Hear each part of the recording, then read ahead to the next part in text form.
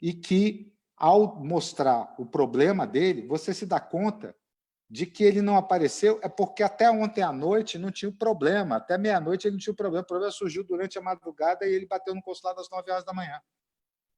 Aí é a emergência da emergência, que você nem tem nem como comprovar. Aí você tem que fazer esses encaixes. Se você atende 60 pessoas, se você tiver 15 emergências do dia, é um quarto do seu trabalho. Isso implica não só no atendimento, mas implica na entrada das pessoas, na logística para acomodar essas pessoas, na limpeza, em todo o processo que você tem que fazer. E isso é avaliado dia a dia, como é que a gente vai fazer o dia de amanhã. Isso é um trabalho notável, Um notável. trabalho que a equipe é uma Parabéns, equipe embaixador. extraordinária. A equipe não sou eu, é a Parabéns equipe do ao consulado que é senhor e à maravilhosa. sua equipe, que são fantásticos. O senhor acabou de explicar essa mudança do atendimento, né? O segundo, os atendimentos. E qual é o tempo de. Tem uma pergunta aqui da Leia Reed: qual é o tempo de espera para emissão de documentos que antes eram gerados imediatamente? Primeiro, Léa, muito obrigado pelo imediatamente. Você não sabe o valor que tem ter, as pessoas podem não perceber. Para a gente que se empenhou num sistema como o e-consular, que hoje virou referência para outros consulados, o Itamaraty hoje está vendendo esse sistema criado aqui em Miami para os principais consulados do Brasil no mundo. Quando você vem, isso aí é aquela informação que o historiador usa, né, Adriana, que é a fonte direta. Quando a pessoa coloca imediatamente, ela já deu um juízo de valor. Já. E isso é bom.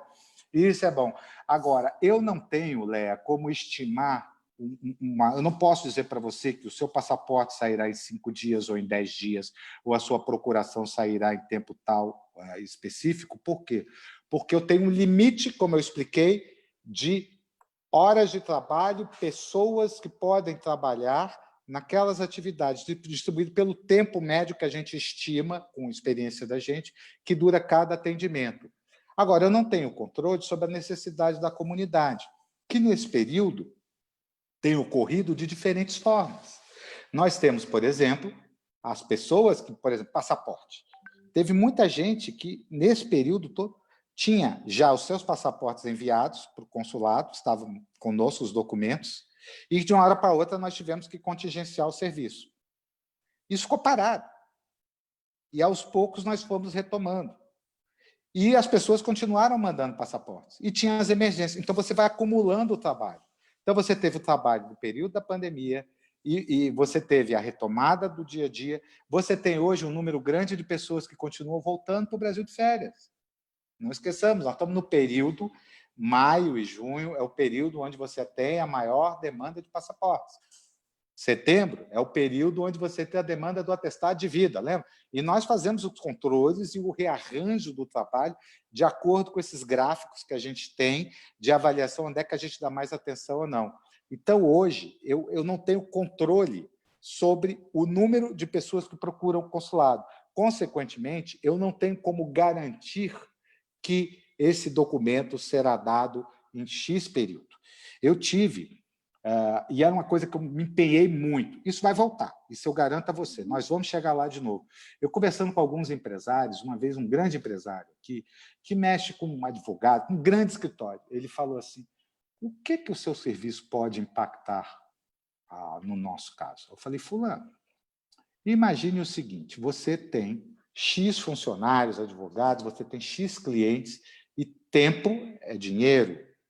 E você tem que atender aquele serviço seu para o seu cliente que você estima num determinado período. Uhum. Quando você tem um consulado inoperante ou com dificuldades, você pode chegar para o seu cliente e falar, olha, aqui nós vamos processar, sei lá, vamos fazer seu pedido de visto, de green card. Olha, eu garanto para você que tudo aqui vai ser feito, sei lá, em 3 meses. Mas olha só, eu tenho um problema aqui. Eu vou ter que regularizar essa documentação no consulado. E aí eu não tenho controle, porque eu não sei quanto tempo eles vão levar. Imagine você que se isso deixa de ser um problema para você, você pode botar na sua planilha de trabalho que em 4 dias o consulado vai entregar aquilo ali, porque você está acostumado a ter a sua documentação resolvida em 4 dias. Que isso deixar de ser um problema para você. Esse senhor chegou para mim e falou, isso é fantástico. Eu falei, pois é, isso que nós estamos fazendo aqui. deixou de ser um problema. Aos poucos, uma das coisas que eu respondi logo no início é uma pergunta quando eu cheguei aqui para a imprensa: como é que você quer que o consulado funcione? O que eu procuro tentar fazer, não sei se eu consigo, faço um esforço tremendo, e a minha equipe também, é que ter o contato com o consulado não seja aquela coisa, pô, que saco, burocracia, cartório, isso não funciona, isso é um inferno. Perdão, gente, inferno, sabe? E que passa assim, poxa, que bom, olha só, isso aqui é o Brasil que eu quero, isso aqui está funcionando, isso é bacana. Vamos fazer outras coisas no Brasil que também deem certo disso, sabe? Não é que eu seja a palmatória do mundo, a gente seja a palmatória do mundo, mas se a gente, com o nosso trabalho, o nosso esforço, a gente puder modificar um pouquinho essa percepção do servidor público para a comunidade aqui na Flórida, eu acho que a gente terá cumprido a nossa função nessa gestão. Aliás, eu vou falar uma coisa, não é porque o senhor é nosso presidente honorário não, mas o senhor é um cônsul muito empenhado nisso que o senhor acabou de falar, porque o senhor ia para o lobby de atendimento e Sim, circulava por lá ouvindo as pessoas. Eu estou acho sentindo isso uma falta imensa disso. pois é, mas eu acho isso absolutamente notável e eu queria dar os parabéns. Obrigado. Mas não é demagogia nem nada, não. Você sabe que eu recebia das pessoas algumas indicações muito interessantes. Às vezes as pessoas me traziam sugestões que valia a pena incorporar. E E também chegou você a aprende um pouco. incorporar alguma? Chegou a Algumas, incorporar? sim, não me ocorrem nesse momento, mas eu me lembro que algumas coisas, sim. Algumas coisas você vivia, eu já vivi situações e que aquele grupo que estava ali naquele momento entendeu perfeitamente. Eu tinha que emitir um passaporte para um grupo, para uma família, e um passaporte para um senhor que estava aqui do lado. Um sentado lá do outro. Era um passaporte. O senhor chegou, perdeu o passaporte e tal, e ele ia ser atendido de emergência em algum momento, ia ficar não sei quanto tempo lá, estava demorando, estava um dia cheio. E dissemos, não, tem que esperar. A outra era uma situação que era o seguinte: a mãe tinha perdido o pai e a mãe no Brasil, um acidente no dia anterior. E eles tinham que imediatamente, eles iam sair dali, pegar as coisas em casa e ir para o aeroporto. E a filhinha estava sem o passaporte. No caso de filho menor, tinha que o pai e a mãe assinar, certo? Certo. E aí estava o pai e a mãe lá. E o tempo passando, e aí eu conversando, aí eu olhei assim, eu estava com o chefe do setor consular. Eu falei, mas vem cá, os dois têm que assinar? Porque eu também não perco meu tempo com um detalhezinho Tem toda a turma que entende muito da legislação. Uhum. Eu não vou ficar fazendo aquele trabalho. Eu tenho outras coisas, eu tenho que ver a floresta e não a árvore ou a fruta que Certo. está no chão. Mas não tem uma maneira? Ele falou, não, embaixador, os dois têm que assinar. Eu falei, os dois têm que assinar? Mas me diga a coisa, a legislação diz que os dois têm que assinar ao mesmo tempo? Não, a legislação diz que tem que assinar perante a autoridade consular. Pombas, eu não sou autoridade consular? Eu falei, fulana, assina aqui na minha frente, eu atesto que você assinou, você tem que fazer, vai embora, vai encontrar teu marido lá no aeroporto daqui a pouco, você fica e na frente do agente você... Fulana, guichê 5, quando você puder, Keila, você atende esse senhor aqui, na hora que ele tiver que ser atendido, você atende ele, você vai atender ele. E a mulher já assinou na minha frente, eu atesto que ela assinou, que a assinatura é válida. Tá ok? Tá. Acabou. O cara ficou, a mãe foi resolver o problema e eu espero que eles tenham conseguido viajar. Isso Então é um você tem cônsul que... engajado. Não, você tem que pensar fora da caixinha às vezes, Claro. mas o negócio é o seguinte, tem que pensar fora da caixinha, mas depois você tem que botar tudo dentro da caixinha direitinho, sabe? Porque consulado é um cartório, as coisas legais, você não pode fazer coisa fora da lei. Né? Tá certo, tá certo. Nós vimos na televisão vários casos de brasileiros, assim, ilhados no mundo, que tinham saído de férias Sim. e não puderam voltar. Aconteceu isso aqui na Num Flórida? primeiro momento, nas primeiras semanas, nós tivemos uma série de brasileiros que tiveram dificuldade de retornar ao Brasil, porque as empresas aéreas, à exceção da Azul, que inclusive eu elogio o trabalho que eles fizeram, estão mantendo ao longo período Uhum. um atendimento fantástico. A Azul e a United mantiveram. Outras companhias tiveram que, por circunstâncias que elas sabem, cada um sabe onde aperta o seu sapato, foram interrompendo as suas atividades. E muitas pessoas precisavam retornar, tinham passagens. Então, no início, há que se reconhecer que a maioria das empresas também honrou, ou endossou, de alguma maneira, resolveu o problema dos passageiros. E, ao longo de todo o período, você sempre teve vagas em voos. Então, nos colocou aquele problema que nós tivemos em outros locais, em que as pessoas, como, por exemplo, o caso terrível que aconteceu em Cusco, que brasileiros foram levados para o aeroporto, a empresa não honrou a viagem, e eles não podiam nem entrar no aeroporto, ficar do lado de fora, a 0 grau, -5, e os taxistas não levavam de volta para a cidade, não tinham hotel, os caras iam passando fome, 2, 3 dias na porta do aeroporto, até a gente conseguir mobilizar, e o Itamaraty conseguiu trazer de volta em torno de 27 mil brasileiros por via aérea e 12 mil por via terrestre. Tá? Esses são os cálculos que eu recebi ontem. E aqui não foi necessário fazer uma mobilização de repatriação via governo brasileiro, porque as empresas conseguiram honrar. Aí nós ajudamos. Por exemplo, tem o caso, enfim, de uma empresa que recorreu ao consulado, falou: olha, vocês têm uma lista de brasileiros interessados em viajar? Eu falei: olha, eu não sou agente de turismo. Mas aí, então, como é que você resolve o negócio? Você fala: olha, como é que eu ajudo a empresa e o brasileiro sem parecer que eu estou fazendo algo irregular em favor dessa, entendeu? Dessa empresa? É um negócio, é muito delicado, porque eu posso ser acusado amanhã de estar trabalhando em favor de uma empresa. Claro. Entendeu? Mas nós conseguimos ajudar nesse caso e em outros casos.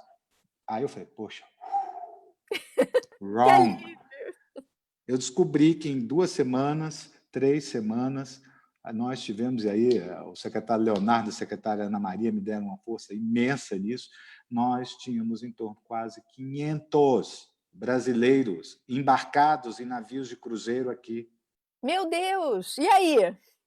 E aí, como é que você faz? E aí as autoridades americanas foram endurecendo as regras. Primeiro podia sair, não podia sair, aí depois podia sair de ônibus até o aeroporto, pegava um shuttle para outro local, e daí depois não podia mais sair para o voo comercial, só voo charter. Aí você tem que conversar com as empresas, mas aqueles brasileiros, tinha gente do mundo inteiro. Então, nós tivemos, nesse período, articulação com as empresas, com as autoridades americanas, com os outros consulados gerais. Por exemplo, uma coisa que às vezes a gente vende mal a nossa imagem. Não é que vende mal, a gente podia explorar melhor algumas coisas. Num momento crucial em que todos os países já não tinham, da América do Sul, já não tinham mais condições de repatriar, o aeroporto de São Paulo, a área internacional, funcionou como um hub para que as pessoas as empresas pudessem levar os brasileiros, os chilenos, uruguaios até lá. Eles ficavam na área internacional ou dormiam no hotel da área internacional por conta das empresas. Mas o Brasil, permitiu a entrada dessas pessoas do Brasil na área internacional. Que espetáculo! Para poderem fazer a conexão para seus países. Nós não fizemos propaganda nisso, num bom estilo que a gente tem. É um pouco o espírito humanitário que a gente de alguma forma, que nós preservamos, que nós mantemos isso. Nós servimos, e eu recebi o agradecimento de muitos cônsules gerais que puderam repatriar seus nacionais através não conceitualmente, legalmente, não era o território brasileiro. É tipo aquela história do filme do iraniano que ficava dentro do aeroporto e não podia sair. Era aquilo ali, era a área internacional. Que interessante. Mas isso. O cara estava no solo brasileiro, ele ia e dali ele não saía da área internacional, esperava o voo e podia ir para o seu país. E nós fizemos, a partir daqui, outros consulados, o consulado em Los Angeles teve um trabalho imenso sobre isso. Aliás, vale um parênteses, nós temos uma estreita coordenação, os 10 consulados, não só com o Itamaraty, mas entre nós. A gente troca experiências toda hora, a gente está se falando. Como é que você está resolvendo esse problema? Há uma diretriz, mas os cônsules têm uma latitude de ação também. Por quê? Porque cada comunidade tem características quase que próprias. Né? Quer dizer, O que gere a comunidade na Flórida tem especificidades que são diferentes, por exemplo, da comunidade que está em Boston, ou da comunidade que esteja em Houston. Tem características diferentes. Então, a gente tem uma latitude, o Itamaraty nos dá essa latitude, tem uma orientação geral, a lei e tal, mas nos dá uma latitude para fazer esse gerenciamento. E nós temos sempre esse contato entre os cônsules, vendo qual a melhor forma, os melhores práticas e procedimentos e protocolos que a gente pode aproveitar um do outro. Interessante. Eu tenho uma pergunta aqui da Leia Ride. Ela pergunta como está o atendimento consular de brasileiros que se encontram presos. Esse é um desafio que nós temos. Por quê? Por conta da Covid, nós não podemos mais fazer as visitas que nós fazíamos mensalmente aos presos. Um trabalho que o consulado fazia todo mês, visita aos presídios. Mas nós estamos em estreita coordenação com as autoridades dos presídios e também com os próprios presos. Às vezes você tem um preso que precisa de um remédio, está com um problema de saúde, para que ele seja atendido não só na prisão, mas às vezes ele é levado a um hospital próximo, isso ocorre com muita frequência, sabe? Certo. E eu há que se reconhecer que a garantia dos direitos humanos do preso brasileiro nos Estados Unidos, nesse aspecto, tem funcionado bem.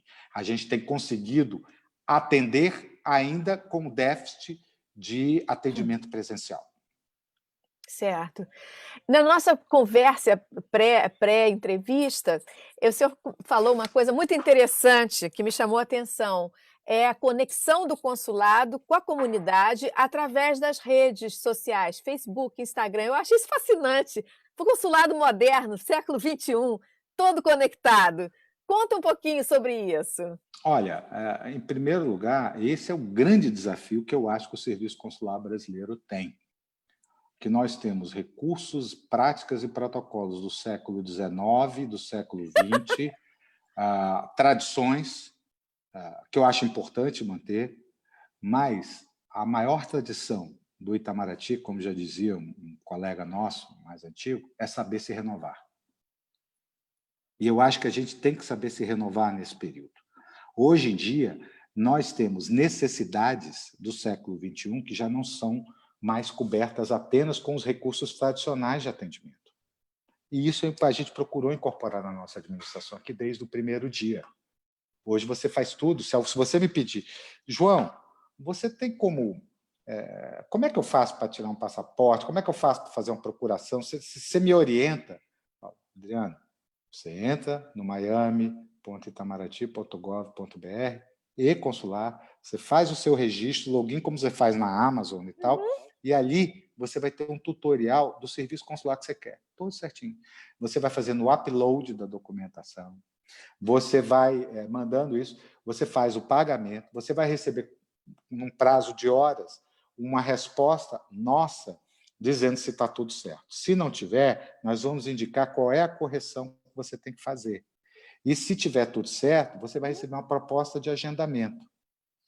E isso permite que você vá ao consulado hoje para resolver o seu problema. Não tem mais aquela história de você ir, faltou esse documento, esse documento está errado e tal.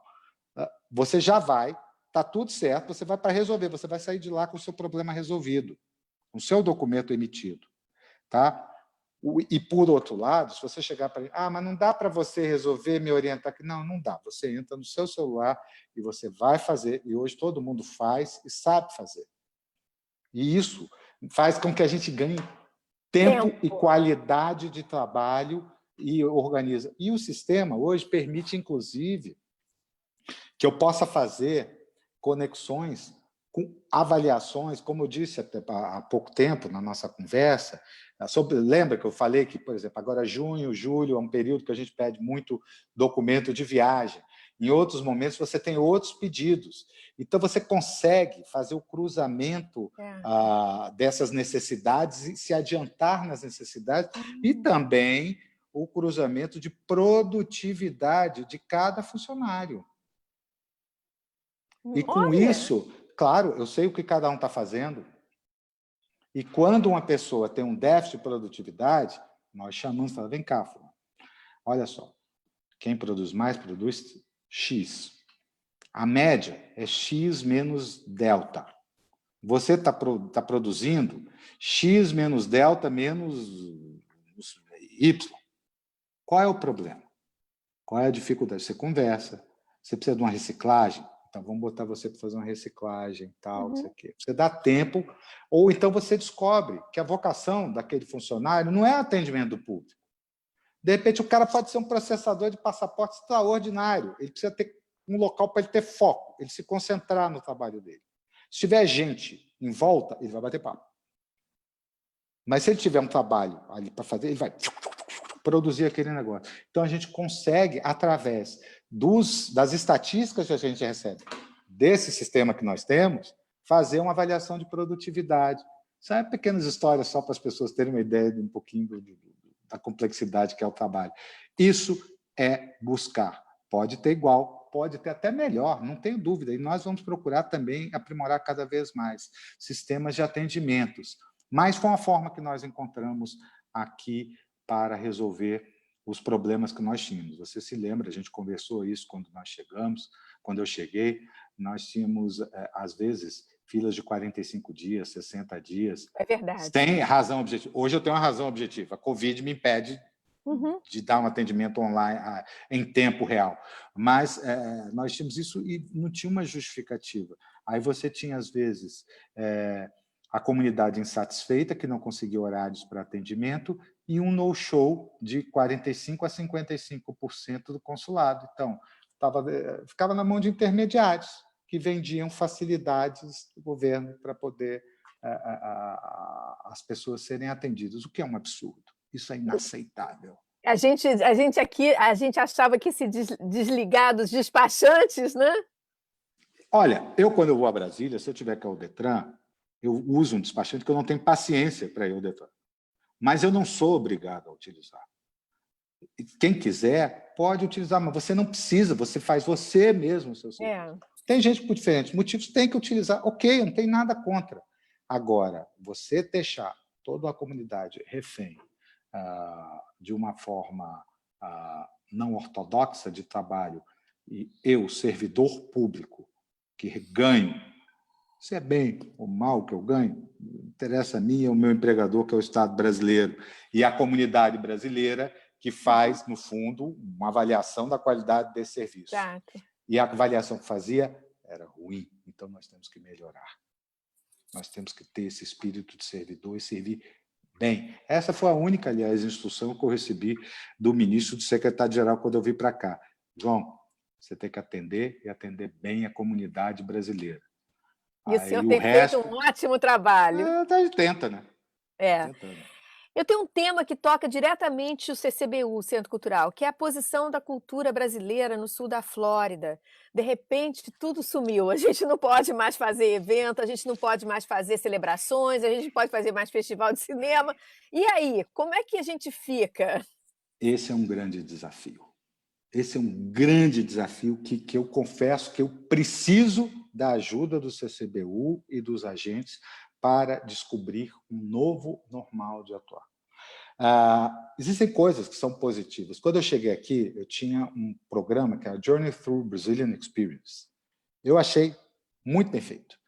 E procuramos aprimorar, no sentido de, vez de fazer mensal, organizar numa estrutura anual, e que, em vez de ficar cuidando do projetinho do fulano, do beltrano, do cicrano, não, você tem um projeto bom, manda para a gente, se está estruturado, tem um mínimo de organicidade, tá? Aí ele entrava na Journey e contava com os diferentes apoios que a gente podia dar.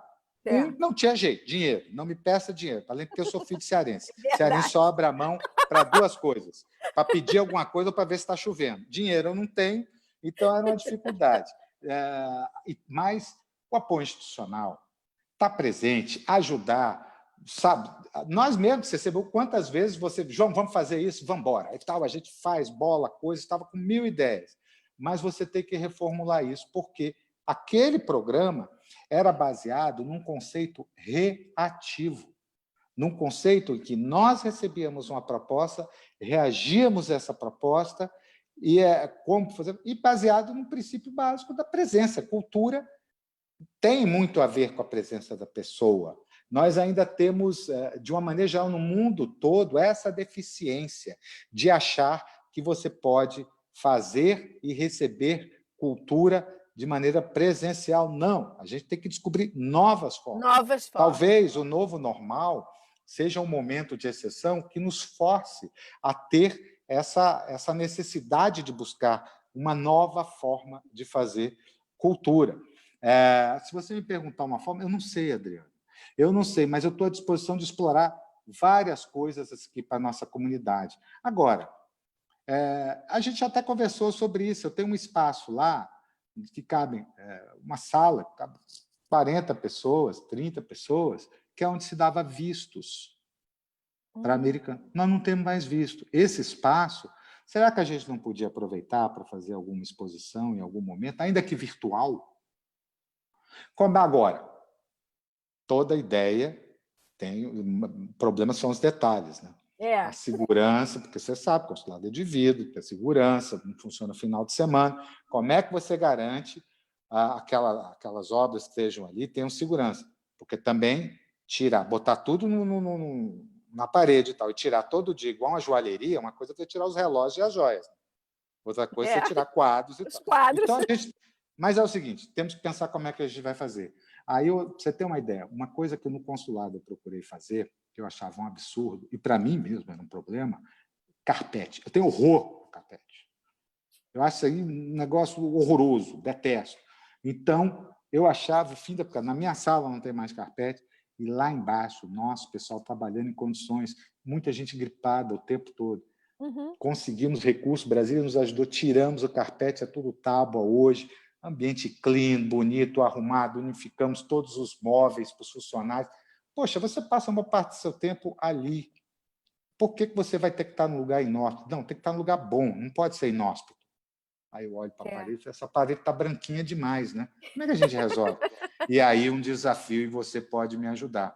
Vamos pensar juntos, vamos pensar à juntos. disposição para, eventualmente, por que a gente não utiliza os espaços do consulado para hospedar periodicamente obras de artistas da Flórida?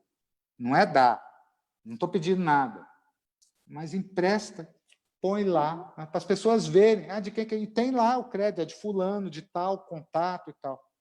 Está vendo aqui atrás? Ideia. Ótima Aquilo ideia. ali é um Atos Bulcão. Acho fantástico, é da minha cidade, adoro. Agora, na minha sala de trabalho, eu não podia ter um quadro de algum artista da comunidade, trocando a cada mês? Eu tenho, com muito orgulho, a bandeira do Brasil atrás de mim. Quando eu estou no trabalho e faço muita live, eu tenho a bandeira atrás. Ok, tudo bem, mas a bandeira pode estar no meu peito, e todo mundo sabe que eu sou o cônsul geral do Brasil. Por que eu não posso ter a obra de um artista novo atrás de mim, que as pessoas vejam, e ele veja nos webinars, nos Zooms, que a obra dele está ali 30 dias, depois ele vai lá, pega, a gente devolve, põe outro. Isso é uma Por ideia exemplo, maravilhosa. Pensar fora da caixinha, mas ter que trazer a coisa para dentro da caixinha aí. depois. É isso. É um desafio e um pedido para o CCBU. Me ajuda nisso, vamos organizar a utilização. Vamos organizar. Ontem eu vi uma exposição, um webinar da presidente, eu não sei o nome dela, eu acho que ela é da SP Expo, uma grande exposição do Brasil, uma das maiores exposições que tem. E ela dizia o seguinte, perguntaram para ela, eu não lembro o nome da senhora, muito inteligente, muito interessante, e como é que a senhora vê as embaixadas podem ajudar? Ela falou, olha, as embaixadas são espaços nobres do Brasil no exterior, se pudessem receber eventos culturais. Eu não tenho residência aqui, cônsul não tem mais residência, né? Um apartamento é meu aluguel, é minha casa. Não é a residência oficial, não existe mais esse conceito para consulado. Nós não somos tampouco uma embaixada. Mas a sede oficial do consulado está à disposição. Por que nós não podemos explorar? Eu tenho muitas obras lá de arte cedidas. Sabe aquele conceito do século XIX, século XX? Vou doar ao consulado, quero que doe nada. Empresta para a exposição sua um mês. Isso é genial, genial. Agora, no 14 de julho, no 14 juillet, eu estava participando das celebrações da Embaixada Francesa e eles fizeram um programa muito interessante, celebrando os franceses nos Estados Unidos. E foi uma ideia fora da caixinha, no sentido de que eles colocaram depoimentos de franceses falando sobre a data. Foi muito interessante e muito emocionante também. A gente tem que pensar mesmo fora da caixinha. Sente, isso aqui me ocorreu agora, tá? Você sabe que eu, às vezes, você já me conhece o suficiente, sabe, saber que minha cabeça, às vezes, funciona tipo Glauber Rocha, né? Uma câmera, uma ideia na cabeça e E uma uma câmera na ideia mão. A gente vai ali. Então, conversando com você, eu falei, poxa, por que a gente não pode usar o espaço? Entendeu? sensacional, Não diga aqui da minha sensacional. casa, porque da minha casa, claro, se quiser, não tem problema algum. Eu estou fazendo aqui, em vez de botar um quadrinho meu, eu ponho aqui a exposição e depois a gente devolve. Mas o espaço público do consulado está à disposição, agora de uma maneira estruturada e tal. Está aí, uma tarefa para o CCBU, e não tem interlocutor melhor do que isso, que, aliás, diga-se de passagem, eu tenho que reconhecer, me ajudou na minha primeira tarefa cultural aqui de maneira Qual? esplêndida. Ué, você lembra? Eu precisei ciceronear o embaixador Sérgio Amaral, embaixador do Brasil em Washington, que queria conhecer algum local de arte. Gente, eu tinha 4 dias em Miami. Aí eu falei com o meu assessor, Patrick, querido colega, falei, Patrick, ele falou, eu tenho quem faz essa missão impossível, que é Adriano Sabino. E nós fomos à Galeria de la Cruz, você lembra? Ele ia passar A meia hora na coleção, galeria. ele ia passar E meia nós hora. ficamos 4 horas, 5 Foi. horas lá com o Sérgio. Ele até hoje, quando eu falo com o Sérgio, ele se lembra daquelas visitas, daquele passeio em Wood e tudo que nós fizemos. E ele foi recepcionado pela própria Pela Rosa de la própria Cruz, Rosa uma de la das Cruz. Isso maiores aí não é para colecionadoras qualquer um, americanas. não. Não, e ela adorou também. Ela adorou. Então, Adriana, a gente tem que pensar fora Vamos da caixinha. pensar Me ajuda nesse juntos. negócio. Vamos pensar juntos. Eu tenho uma, chegando no final, qual foi o. Como é que a comunidade brasileira está se adaptando? Eu sei que vocês têm esse contato, sabe o que acontece, se acontecem casos de violência, se acontecem casos de negócios fechando, ou alunos que não vão poder continuar. Qual é o aspecto que está mais importante agora nesse momento? Olha, tudo isso acontece. Violência familiar, dificuldades para voltar para a escola. Tem gente que vai para o Brasil e não se dá conta que não pode voltar, e agora como é que a pessoa volta para estudar nesse momento que teve a restrição do governo americano, e que é uma restrição como nós fizemos, todo mundo todo fez essas restrições de viagens, né? Então, você tem uma série de problemas, você citou alguns extremamente graves, mas deixa eu te dizer, eu não queria concentrar no problema. Eu gostaria de fazer uma homenagem e um reconhecimento público das diferentes lideranças comunitárias que têm ajudado a comunidade brasileira e, por extensão, o consulado, a cuidar dessa comunidade. São líderes comunitários, religiosos, aqui em Orlando, em Deerfield Beach, que fazem campanhas de voluntariado para ajudar com cestas básicas, com cestas para escolares, atendimento psicológico. Eu sei que a Igreja Católica, várias igrejas evangélicas cristãs têm esse atendimento, e isso hoje é feito de uma maneira excepcional.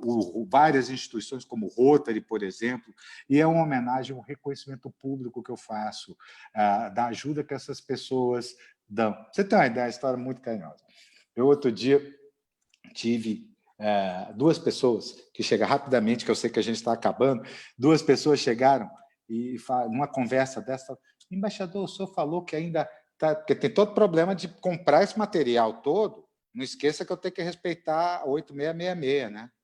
A lei lá, que é o menor custo. Tudo que eu faço, que eu compro, tem que ter 3 orçamentos, é o mais barato, eu tenho que seguir a lei do Brasil. Certo. Não posso chegar e sair comprando as coisas para... E aí tem todo um trâmite. Né? O senhor precisa de máscaras? Aí eu falei, preciso. Não, porque eu e minha mãe, a gente não tem o que fazer, nós estamos fazendo máscaras. Aí eu falei, poxa, porque tem muito brasileiro. Para o meu pessoal, até estou conseguindo comprar, mas pode ter brasileiros que chegam, e tem muita gente, sabe, Adriana, que chega e não tem nem condições de ter máscara. O cara tem dificuldade de comprar máscara para toda hora.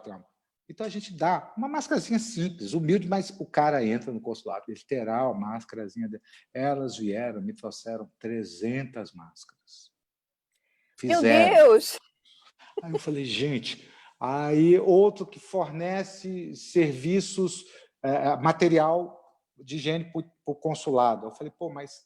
Aí, na negociação, você descobre que se o nosso escritório financeiro em Nova York comprar para os 10 consulados nos Estados Unidos, o fornecimento, a logística e o custo vai ser muito menor do que só eu comprar aqui, certo? Então, eu acionei o nosso escritório financeiro lá e deu uma coisa melhor para determinados fornecedores, e um deles chegou para mim e falou assim, olha, eu quero tanto ajudar, e eu já tenho... que o frete para esses locais eu banco. Aí eu falei, gente, como é que eu agradeço essas pessoas e tal? Instituir o certificado amigo do consulado. Que interessante! Como é que é isso?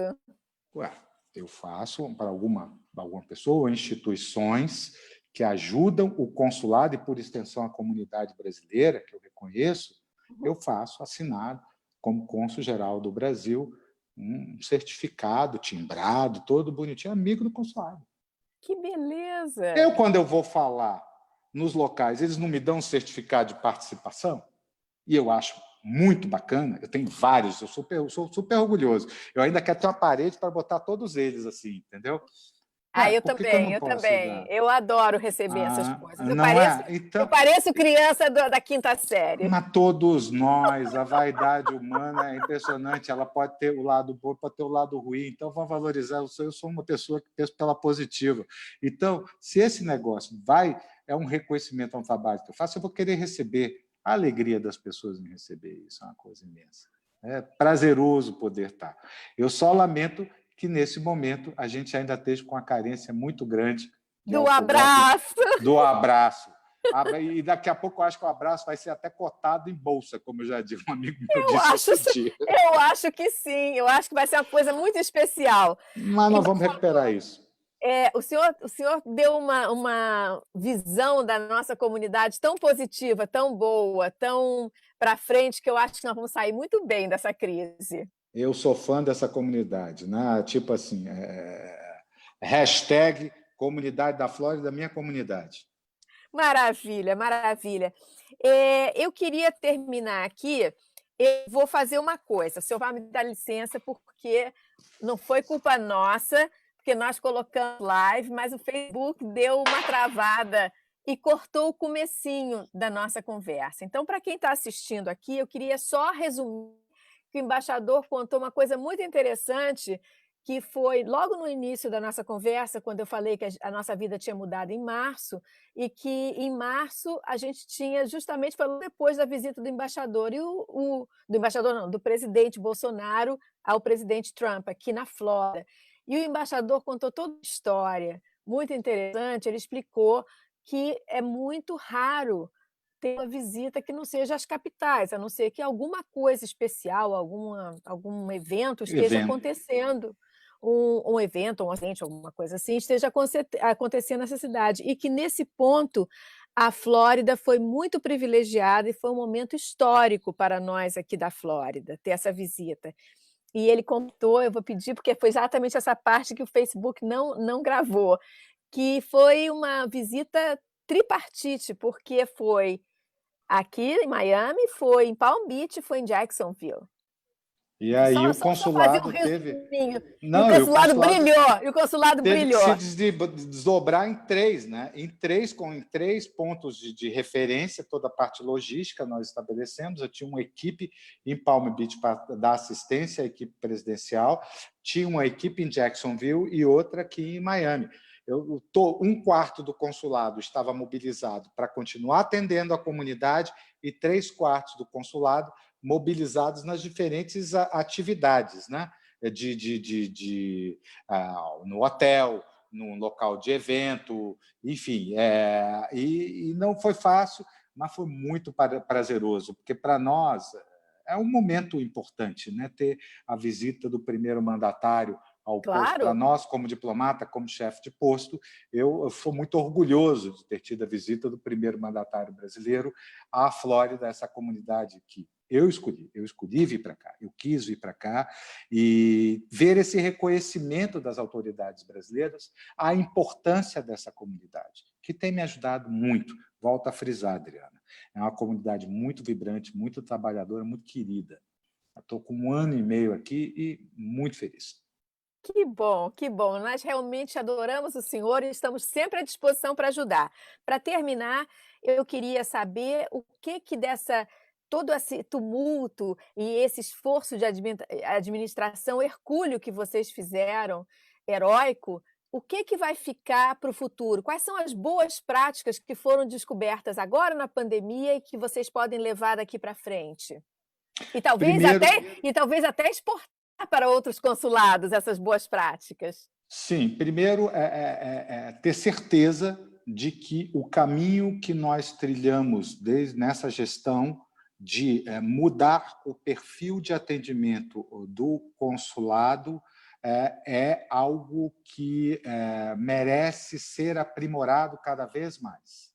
Outros consulados importantes nos Estados Unidos e no mundo que não estavam utilizando o e-consular pediram acesso a essa plataforma de atendimento nosso, porque isso permite, dentro desse novo normal, em que você não pode ter um atendimento presencial em 100% do processo do serviço consular, permite você dar um atendimento de qualidade. Essa certeza de que nós estamos trilhando o caminho certo é algo que fica. Evidentemente, aí eu peço a indulgência e a compreensão da comunidade, por mais difícil que seja, enquanto nós não tivermos uma vacina que elimine essa chaga que nos abate, dificilmente a gente vai conseguir aumentar mais ainda a produtividade, porque hoje nós estamos trabalhando com 25% do pessoal do consulado, porque os outros 75% têm restrições legais, porque são mais idosos, têm grávidas, não podem, tem que ser home office. E claro que isso tem uma diferença na qualidade do trabalho, né? Na produção. Eu não tenho como aumentar muito a produtividade, aumentar o número de... porque eu não tenho pessoal para ir muito mais além. E nós estamos com 25% do pessoal produzindo 30% daquilo que a gente produzia. Vamos continuar, infelizmente, com essa dificuldade por um tempo ainda, mas eu espero que a gente consiga, pouco a pouco, superar esse momento difícil, né? Esse momento difícil que a gente tem e, enfim, eu tenho certeza que a gente vai conseguir isso, né? Vai conseguir que eu até diria, né? Como diz o maior poeta da minha terra, mas é claro que o sol vai voltar amanhã, mais uma vez. Eu sei, escuridão já vi pior, de endoidecer gente sã. Espera que o sol já vem. Renato Russo. Que beleza, gente! Olha, adorei. Nós vamos superar esse momento. Nós vamos superar.